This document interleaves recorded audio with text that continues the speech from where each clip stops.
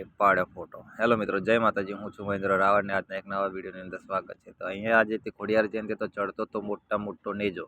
તો અહીંયાથી અમે ખોડિયાર માતાજીની તૈયારી કરી લીધી, કારણ કે આજે હતો ખોડિયાર માતાજીનો બર્થડે। તો આ હતી મારી થોડી ઘણી તૈયારીને આરતીનો ટાઈમ થઈ ગયો તો હું કરી નાખી માતાજીને ફટાફટ આરતી। તો અહીંયા હું અભી આરતી ઉતારી, પરિવાર બીજા બહેનો બધાએ આરતી ઉતારી।